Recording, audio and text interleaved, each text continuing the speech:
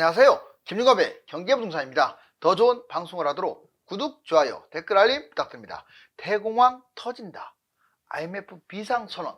블룸버그는 미국의 불황 속에서 껍데기만 장기 화랑으로 거품이 최고 수준이며 관세 폭탄까지 더해지면 2020년대에 맞먹는 강력한 세계 경제 공황이 터질 것으로 경고하고 있습니다. IMF도 최근 강달러와 금값 강세를 들어서 세계적 경제공황 비상 상황을 선언하는 등 위기에 강력하게 대응하는 모습을 보이고 있습니다. 주가와 채권, 달러와 부동산이 오르는데 생뚱맞게 세계 경제공황이라고 치부하는 사람들은 큰 대가를 치를 것으로 경고하고 있습니다. 유료상담은 010-2616-6276 제가 직접 매수 타이밍과 입지를 추천드립니다. 지금 바로 전화 주십시오. 오늘 좀 끝까지 좀 봐주세요.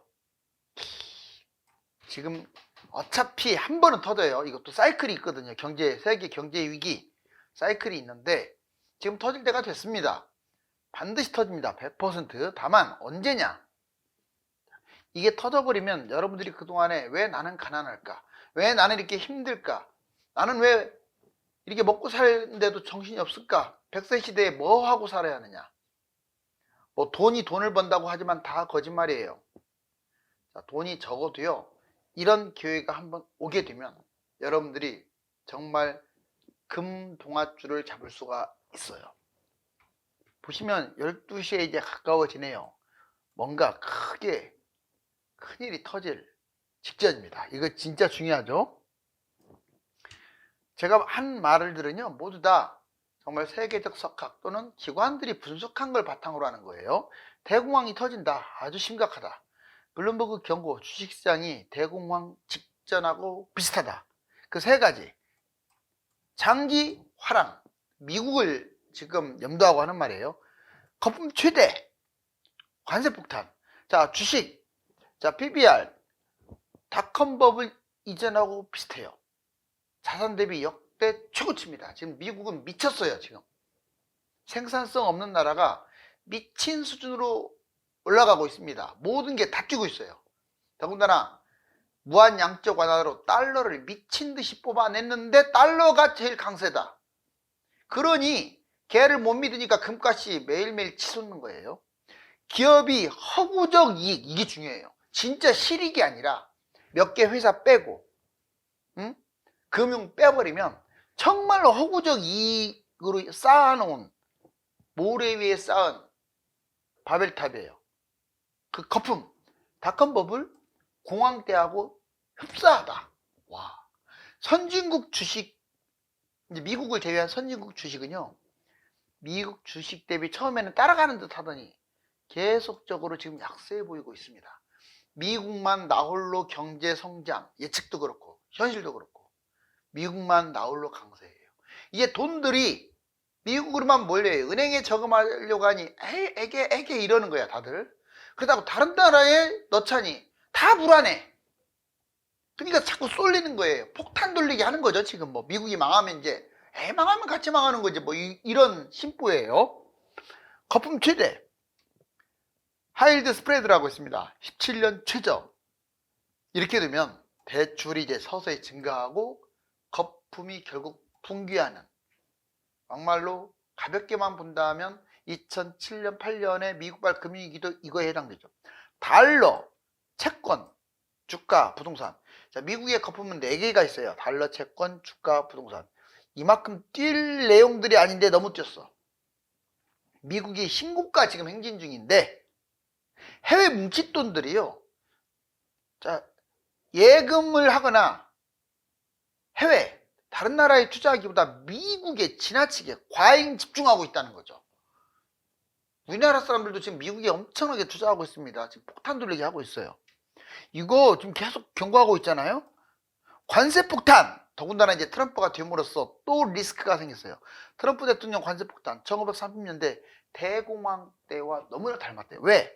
이 관세의 노림수는 원래 미국 제조업을 보호하면서 그리고 자국의 생산을 확대하면 세금이라든가 이런 걸 많이 거둘 수 있잖아요. 바로 이게 노림수였는데 뜻대로 될까요? 보세요. 1930년 스무트 홀리, 이때 평균 관세가 59%였어요. 오, 되게 셌네요.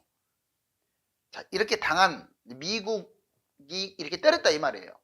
그러자 유럽이라든가 각 나라에서 보복 관세를 때려가지고 급격한 경기 침체에 빠지면서 공황 상태가 온 거예요. 이게 세계 공황인 거예요. 그 화근이 바로 관세란 말이에요. 관세. 이번 똑같네요. 내용이 지금 거품도 심한데 관세. 지 나라만 잘 먹고 잘 살겠다고 하는 이 트럼프의 똥배짱. 결국은 이런 문제가 또 발생할 확률이 아주 높아졌어요. 여기 보실래요? 자, 관세율과 경제공황, 미국만 거품 커지는 위기 상황. 이게 1820년, 2020, 최근까지 나왔는데, 특히 2020하고 30년 세계 경제공황 때 보세요. 자, 어떻습니까? 정말 이 초록색이 뭐냐면, 아주 연한 파란색 있잖아요. 이게 관세 부과 수입품에 대한 평균 관세율이고, 이 진한 파란색 있죠? 얘는 모든 수입상품의 평균 관세율인데 여기까지 올라갔네요. 어떤 타겟 관세를 이렇게 찍어버린 거예요. 그러다가 이렇게 쭉 내려왔는데 그나마 최근 와서는 높지 않은데 이게 다시 또 이렇게 올라가고 있는 거죠. 이렇게 만약 중국 진짜 때리면 이만큼 올라가는 거예요. 50%잖아요. 이거 보시면 국가별 실질 경제성장률 2023년 올해하고 내년, 작년하고 올해 보자고요. 미국만 잘 먹고 잘 살았어요. 여기 보세요. 미국만 세고, 유로존 아유 엉망진창이죠. 일본 엔화 덕을 본 거죠. 영국, 캐나다 어떻습니까? 압도적. 그런데 내년 전망, 25년 전망은 더 심해요. 이걸 어떻게 하겠습니까? BIS는 우리나라를 못 잡아먹어서 안달인 것 같아요. 한국과 중국만 콕 찍어서 경고. 가계비 때문에 성장 꺾인다는 국제결제은행이죠. 강력 경고. 부채와 성장 초반 정비례하다가 반비례. 결국은 U자로 무너질 수가 있으니까 빨리 가계부채 갚아라. 아시아 국가들 부채가 성장 저해하는 변곡점이 될 것이다. 부채는 늘고 성장이 줄어들면 경제 위기가 온다. 우리나라 남의 얘기할 거 못해요. 지금 올해 2.0 과연 경제성장을 이룰까요? 4분기 때 어마무시한 성장이 이어져야 평균 경제성장률이 2.0이 될 것 같은데 글쎄 윤석열 정부 믿음지 못합니다. 한국 GDP 대비 민간 신용 비율 220.7%. 와, 그러니까 가계부채 그리고 기업부채 합쳐서 227. 이것도요 가처분 빠지고 전세 빠지고 그랬어요. 합치면 300% 가까이 돼요. 세계 1위입니다. 8월 주택담보대출 8조 2천억 계속 늘어났다가 이제 이것 때문에 꼭지를 찍고 올랐다가 서서히 좀 줄고는 있어요. 금융위험. 그래서 이제 이것 때문에 전세대출 금지 그 다음에 집단대출 금지 주담대 축소 이 초강력한 대책을 세운 거죠. 금융위험. 금융권 전반 연체율 급증 추세입니다. 이 금융권은 사실상 지금 상당히 위험하고 건설사 위기로 부동산 규제 완화 핵폭탄. 결국 지금 금융위기가 터진다면 건설사에서 또는 소상공인 또는 다중채무자 또는 한계기업, 좀비기업 여기서 터지겠죠. 자, 이제 경제위기 과정을 봤더니 환율 또다시 1400 돌파했습니다. 자, 한국 가계대출 자산거품 이 환율이 불안한 게 제일 무서워요. 이 환율하고 경기 침체가 만나면 경제 위기 터져버리는 거죠. 자, 먼저 영끌 부동산 투자한 사람들 또 거품까지 여기 세지면 이게 가계대출이 증가하기 때문에 문제가 돼요. 집값 거품 결국 영끌로 부동산 투자해서 집값 거품이 폭등하면 결국 폭락할 거 아닙니까? 그래서 경제위기나 금융위기 터지고 두 번째 빚을 왕창 내는 거예요. 주식, 가상화폐 이런 데 막 투자하는 거죠. 주가 급락 해버리면 또 역시 경제 금융위기. 마지막으로 소상공인 사업대출 무분별하게 미친듯이 사업대출 연체 폐업 지금 급증하고 있잖아요. 그럼 사업 파산 역시 경제위기 터지는 거예요. 지금 우리나라는 이 세 가지가 다 안 좋아요. 미국 거품 붕괴 파산을 조심하자. 여러 번 얘기했지만 미국이 지금 너무 화랑이라는 게 문제입니다. 허구적 화랑이라고 했죠. 이 제조업이 정말로 튼튼해가지고 화랑이 아니라 AI라든가 미래 첨단 몇 가지 위주로만 지나치게 거품으로 성장하고 있고, 그것도 비금융이 더 중요한데 금융 쪽으로만 지금 쏠려 있어요. 자산 거품 폭발. 아까 말했지만 주식 거품, 채권 거품, 부동산 거품 어떻습니까? 다 신고가잖아요. 지금 부동산도요. 우리나라 뛴 곳들, 신고가 찍은 곳들이 어디예요? 반포, 압구정만 신고가인데 거기보다 훨씬 많이 뛰었어요. 미국 평균이. 미국 평균이 지금 신고가를 찍는데 2021년이 여기라면 지금은 여기에요. 반포나 압구정도 겨우 이 정도밖에 안 돼요. 그럼 얼마나 지금 많이 거품이. 그것만 그렇습니까? 미국 주식 보세요. 정말 특히 2010년대부터 봐보세요. 얼마나 미친 듯이 뛰었는지. PER 규모가 얼마나 큰지. 자, 여기 보시면 상업용 부동산은 더군다나 공실 문제 있고, 지방은행은 또 위기고, 또 빚은 오죽 많습니까? 안전자산 급등, 금이 뛰는 이유는요, 단 하나예요. 세계 최강인 미국이 제 역할을 못하기 때문에, 그 거품을 믿을 수 없기 때문에 금이 뛰는 거고, 그 대체자인 비트코인이 뛰는 거예요. 원자재가 뛰는 거고요. 자, 이번에 여기 보시면 미국 장기 화랑 장세는 위기의 가장 강력한 전조. 1990년대 한번 보자고요. 90년대 지금 120개월 동안 사상 최장 화랑 장세. 자, 주식 말하는 거죠.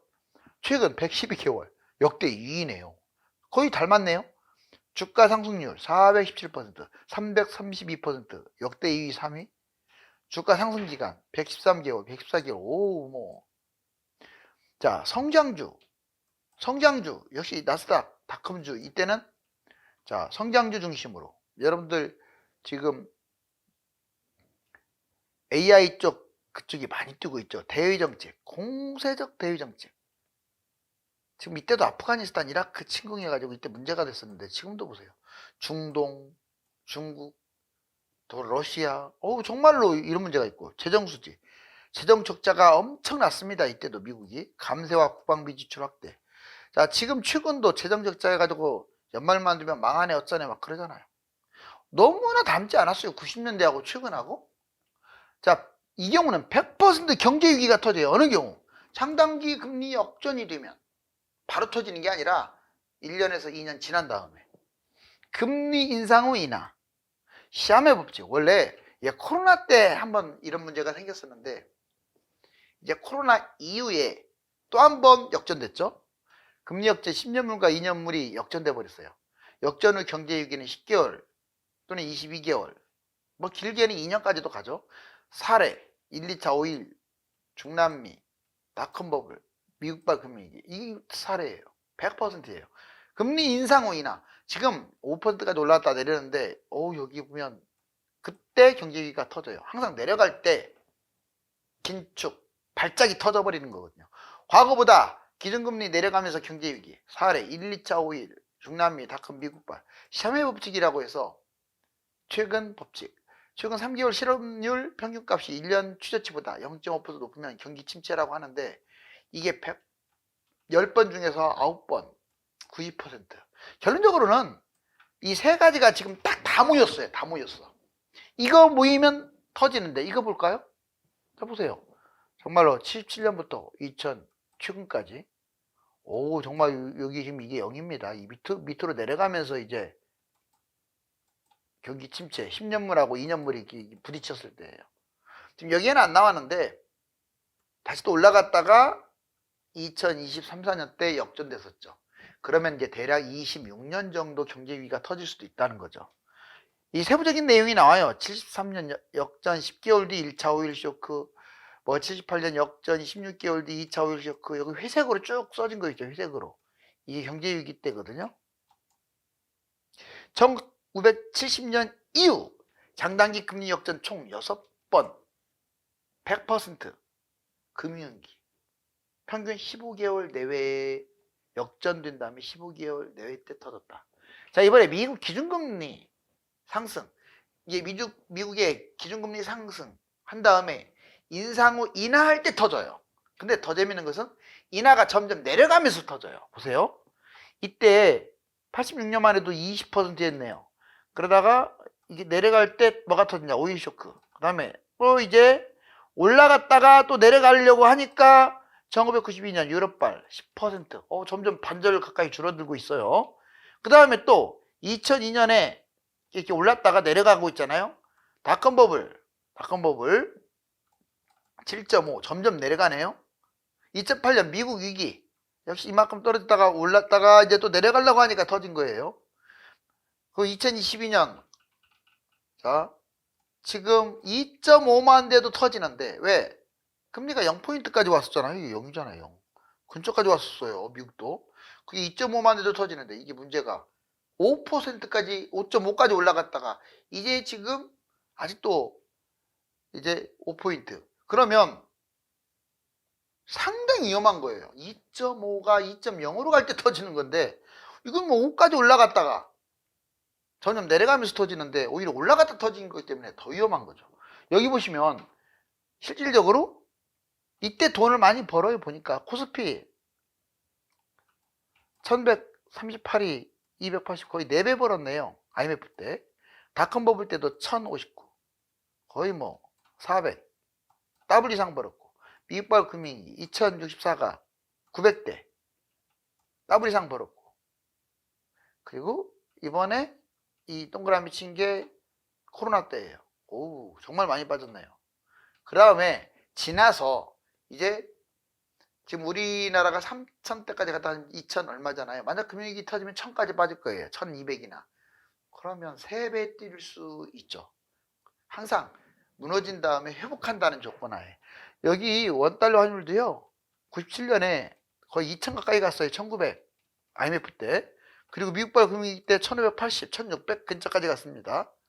지금은 1,400이에요. 1,400 그어볼까요? 여기에요. 얘가 여기까지 이렇게 올라왔어요.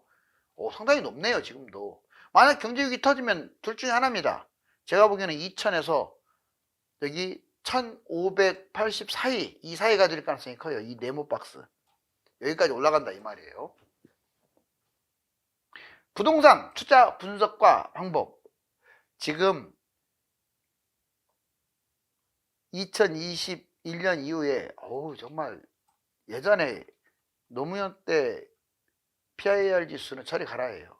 주택 구입 부담 지수가 어마어마합니다. 여기까지 이렇게 내려왔다가 이렇게 그냥 치고 올라간 거잖아요.